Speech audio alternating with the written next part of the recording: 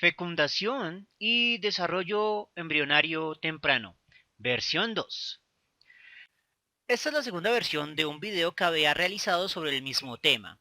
Sin embargo, en esta versión lo voy a dividir en dos partes. En esta primera parte vamos a ver desde la concepción hasta la implantación. Y en el siguiente video vamos a ver desde la implantación hasta el desarrollo embrionario del disco trilaminar y la gástrula.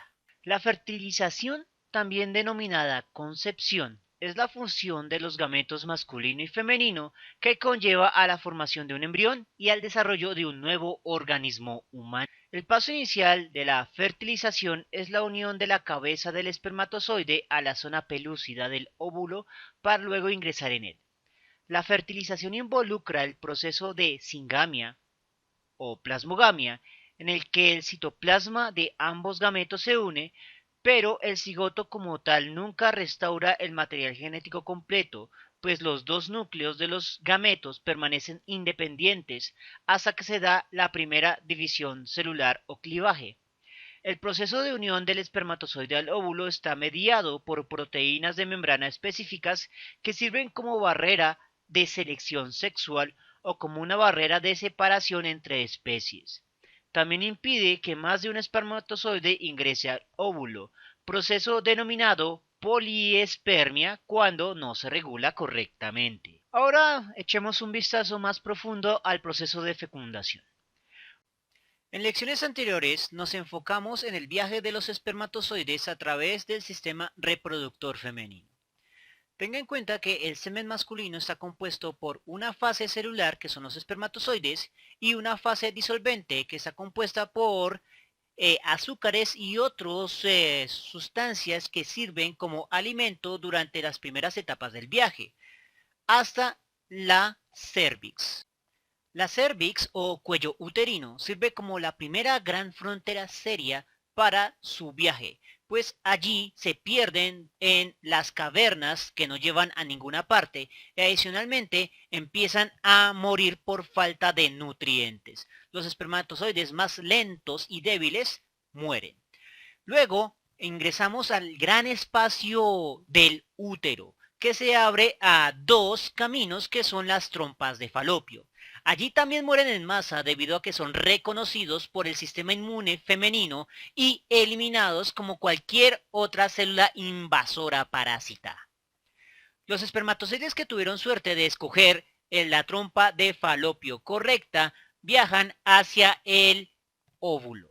Los pocos espermatozoides sobrevivientes pasan por el proceso de capacitación, en la cual pierden una capa protectora que tenían denominada capa estabilizante y desarrollan una estructura en su cabeza denominada acrosoma, que les permitirá penetrar en el óvulo.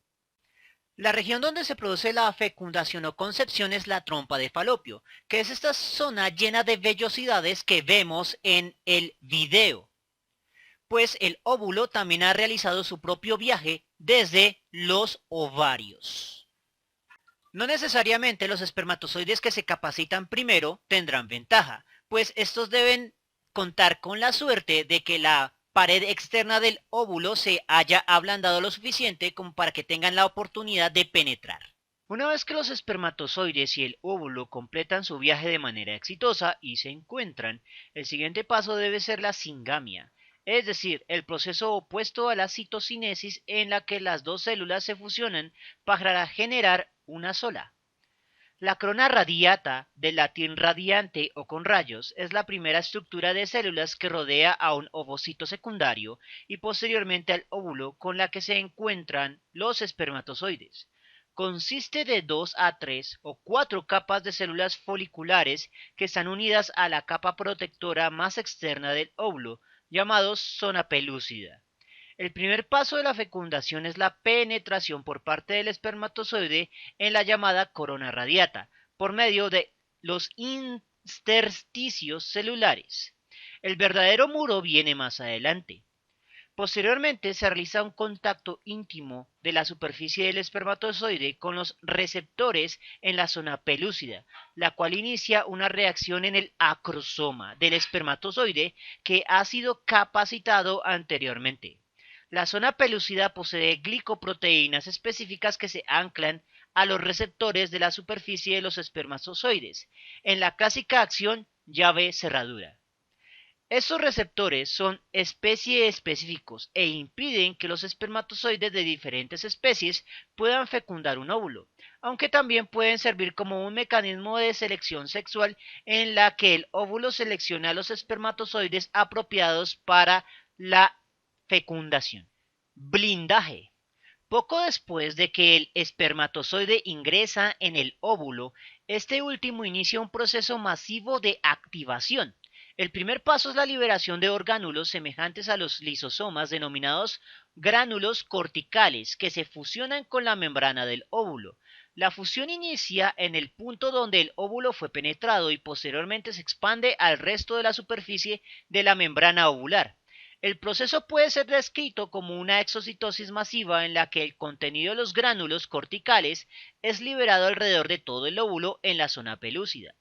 El contenido de los gránulos corticales blinda la zona pelúcida a la acción de las enzimas proteolíticas de los espermatozoides restantes e impide el acoplamiento de la superficie de la membrana celular del espermatozoide.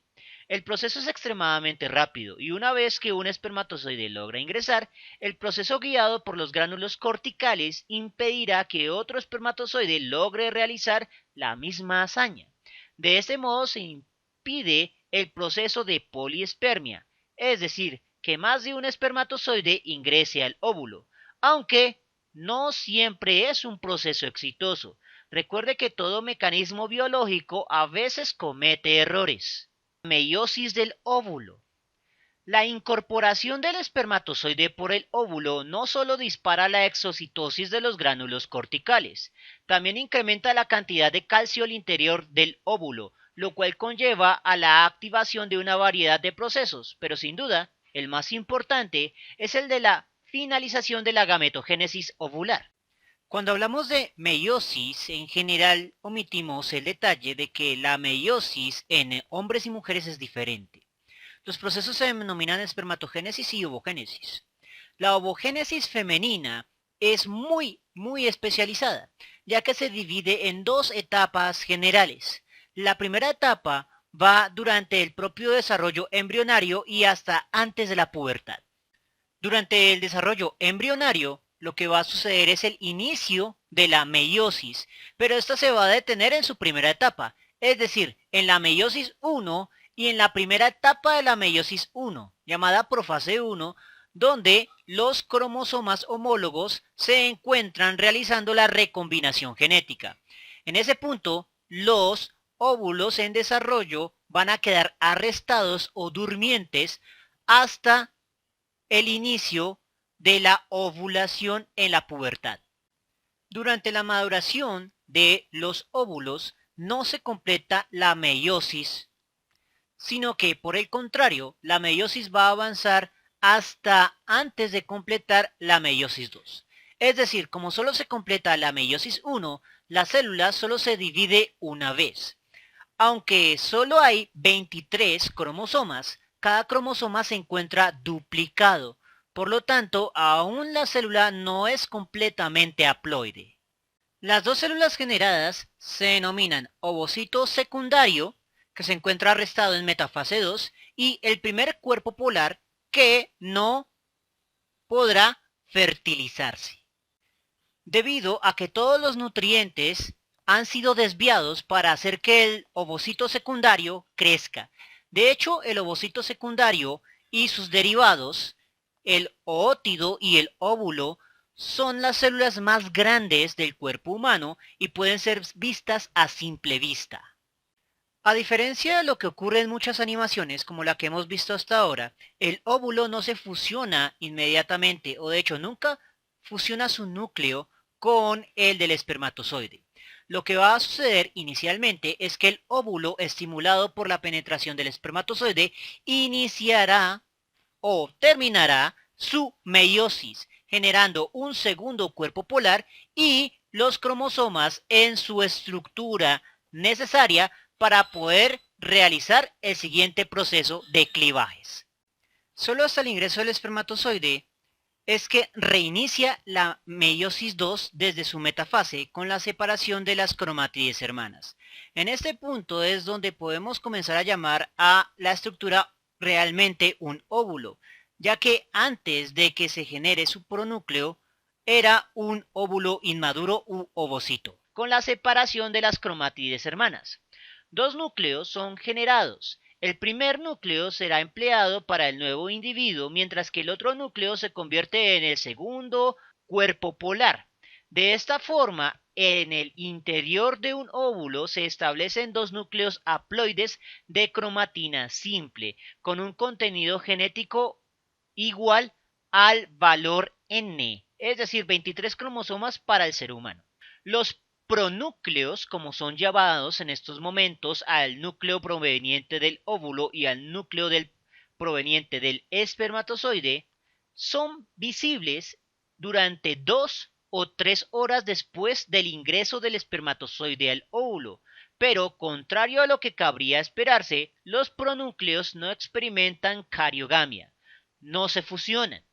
Por lo anterior, la primera célula generada después del ingreso del espermatozoide y antes del primer clivaje o división mitótica puede ser descrita como un dicarionte, con una estructura genética modelada como N más N. La replicación del ADN se da de manera independiente en cada pronúcleo, posteriormente al dar inicio a la primera división mitótica o de clivaje. Las membranas pronucleares se llenan de poros y desaparecen, permitiendo que los cromosomas se reorganicen en pares homólogos para poder realizar la finalización del primer clivaje. En la imagen podemos apreciar el cigoto con los dos pronúcleos haploides. Este es un estado dicarionte momentáneo. Posterior al primer clivaje, las dos células hijas sí contienen una estructura genética modelada como 2N o diploide, en la cual hay un único núcleo con los 46 cromosomas en el ser humano. La mórula. La mórula se forma completamente aproximadamente 96 horas después de la concepción. Su estructura es semejante a una mora, es decir, una pelota sólida compuesta por una serie de células indiferenciadas llamadas blastómeros. Una característica de los blastómeros es su total potencialidad para formar un nuevo individuo independiente. En otras palabras, son totipotenciales y capaces de generar clones. Si un blastómero se separa lo suficiente de los demás, puede resetear su programación de desarrollo y reiniciar el proceso nuevamente, dando origen a un nuevo individuo independiente del que estaba formando. En otras palabras, puede formar un clon natural, también denominado gemelo idéntico, debido a que se desarrollarán a partir de un mismo código genético. La blástula o blastocisto. Cuando la mórula crece aún más, empieza a aparecer una cavidad llena de líquido, pero desprovista en su mayoría de componentes celulares. La analogía más común para describir esta estructura es la de un coco. Al igual que un coco, se presenta una capa de células externa que cubre al embrión y se denomina ectodermo o trofoblasto, y una masa de células en el interior denominada endodermo o embrioblasto. El embrioblasto se encuentra rodeado por una cavidad llena de líquido llamado blastoceloma o blastocele. Cuando esta estructura alcanza su forma ideal, se la denomina blástula en la mayoría de los animales, pero en los seres humanos es generalmente denominada blastocito o blastoquiste. El blastocito completa su desarrollo aproximadamente 6 días después de la fertilización. La formación de gemelos idénticos también puede ocurrir en el estado de blastocito, ya que muchas de las células aún son totipotenciales, pero en términos de tecnologías aplicadas a las células más importantes son las de su endodermo. La investigación en embriones animales ha demostrado que las células del endodermo pueden ser empleadas para regenerar cualquier tejido del ser vivo al cual pertenecen, y se las ha denominado células madre embrionarias. Sin embargo, para poder tener acceso a las células madre embrionarias, es necesario romper la cubierta del ectodermo, matando de forma efectiva al embrión en desarrollo. Los clivajes. El clivaje es un tipo de división mitótica especial que se caracteriza por la ausencia de las fases de crecimiento. La siguiente división inicia tan pronto como el ADN se ha replicado. Una vez que el cigoto ha pasado por el primer clivaje, pasa a denominarse embrión. Pero hay un factor clave, y es que el volumen sumado de las nuevas células llamadas blastómeros es igual o menor al volumen del cigoto inicial. Esto se debe precisamente a la ausencia de fase de crecimiento.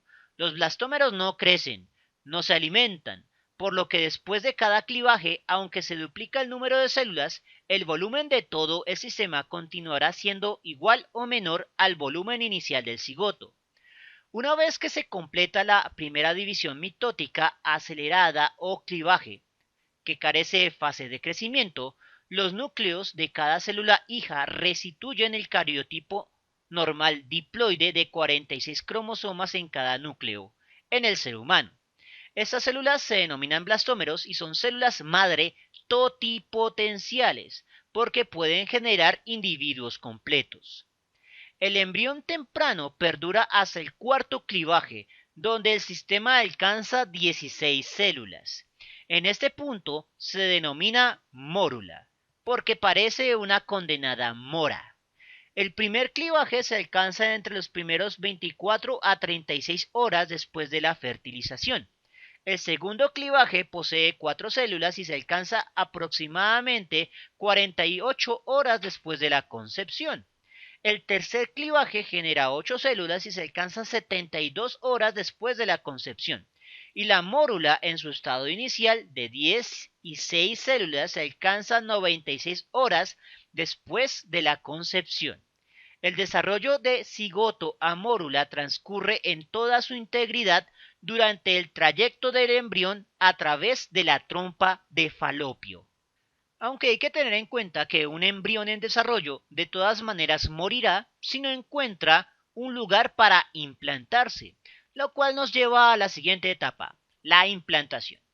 Como se mencionó anteriormente, la formación de nuevas células al interior del embrión se da sin que el volumen total aumente. Con cada nueva generación celular, su volumen disminuye a la mitad. Una vez llega al blastocito, los blastómeros que lo componen ya han alcanzado el tamaño de las células somáticas promedio. Hasta la implantación, el embrión se encuentra contenido en la zona pelúcida. Esa zona sirve como una barrera protectora para el embrión en desarrollo y sirve para su transporte. Lo aísla del daño mecánico por el rozamiento con las paredes de la trompa de Falopio, impide la adhesión del embrión a la trompa de Falopio y previene el reconocimiento inmunológico de la madre sobre el embrión, cosa que provocaría un rechazo del embrión en desarrollo y en consecuencia un aborto espontáneo. Pero recuerden que todos estos mecanismos pueden fallar. Cuando el embrión ingresa al útero lo hace en el estado de mórula en el día 4 después de la fecundación. Allí permanece flotando durante 2 o 3 días mientras alcanza el estado de blastocito, siendo nutrido parcialmente por los fluidos del útero, aunque su incremento de volumen es despreciable. Si el embrión no encuentra una fuente alternativa de nutrientes, morirá de inanición aproximadamente después del día 7 posterior a la fecundación. Para que el blastocito en desarrollo pueda implantarse, debe poder realizar un contacto íntimo con las paredes del útero, pero existe un problema y es la zona pelúcida. La zona pelúcida ha tenido como función evitar precisamente dicho contacto entre el óvulo y las trompas de Falopio, por lo que en su nuevo ambiente se convierte en un obstáculo para la implantación.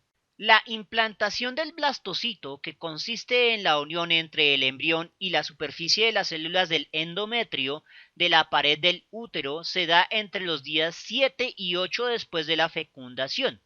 Para lograrlo, la zona pelúcida se rompe mediante la acción de enzimas digestivas que consumen dicha zona pelúcida. La presencia de la hormona progesterona que emana del cuerpo lúteo hacia el endometrio realiza la desidualización. la cual involucra una hipertrofia de las células del endometrio que contienen grandes reservas de glicógeno y grasa. En algunos casos las células pueden ser policariotas, contener varios núcleos. Este grupo de células cambiantes en preparación a un nuevo evento importante se denominan decidua, las cuales constituyen el nicho para la implantación y además contribuirán al desarrollo de las membranas amnióticas. La ausencia de progesterona genera que la decidualización no se genere y esto a su vez provoca un fallo en la implantación, lo cual conlleva a un aborto espontáneo que no es notado por la madre más que como un retraso en su periodo de aproximadamente una semana. A medida que el blastocito se implanta en el útero decidualizado, ocurre el proceso de reacción decidual, en el cual los vasos sanguíneos se dilatan y se incrementa la permeabilidad de los capilares. Se genera un edema y se incrementa la proliferación de células glandulares y epiteliales. La interacción del blastocito con el endometrio estimula la producción de una gran carga hormonal en el cuerpo femenino, como prostaglandinas, factores inhibidores de leucemia, factores de crecimiento epidérmico, factor de crecimiento y transformación de la placenta. Muchas de estas hormonas comienzan a circular por el torrente sanguíneo de la madre, convirtiéndose en la primera evidencia a nivel clínico de un embarazo. Las pruebas de embarazo más sensibles solo pueden determinarlo hasta este momento, es decir, cuando la implantación conlleva la liberación de la carga hormonal del embarazo, posterior al día 7 después de la fecundación y no antes. El proceso de implantación no involucra únicamente a la conexión entre el embrión y la madre. La implantación es literalmente la invasión y enquistamiento del embrión en el interior del tejido uterino con una supresión del sistema inmune de la madre, quien reconocería al embrión como un parásito, de no ser por las hormonas que éste libera. Hasta este punto no hemos discutido en qué consiste la blástula o cómo se diferencia de una mórula. Aunque aparentemente ambas se ven muy semejantes de forma externa, la blástula o blastocito es hueca. En su interior hay una cavidad llena de líquido llamado blastocele o blastoceloma. Adicionalmente se van a diferenciar dos capas de células. Esta primera capa que estamos resaltando aquí, que son más oscuras, van a formar lo que se denomina el blastodermo. El blastodermo va a tener como función la generación de las membranas embrionarias. En otras palabras, las células del blastodermo no formarán o no darán lugar al nuevo individuo. Solo son una estructura protectora. Las células que en realidad van a dar lugar al embrión son esas que estamos resaltando en rojo y que son más claras, y que se denominan el embrioblasto. Al madurar el blastodermo se proyecta alrededor del embrioblasto como si fuera la membrana de un coco, y pasa a denominarse como trofoblasto. El blastoceloma se expande y el embrioblasto pasa a conformar lo que se denominan las células madre embrionarias. Evolutivamente se puede considerar como un huevo, ya que el trofoblasto es lo que daría lugar a las membranas amnióticas, mientras que el embrioblasto sería el embrión al interior del huevo. Lo único que restaría es calcificar las membranas de lo que genera el trofoblasto posterior al desarrollo.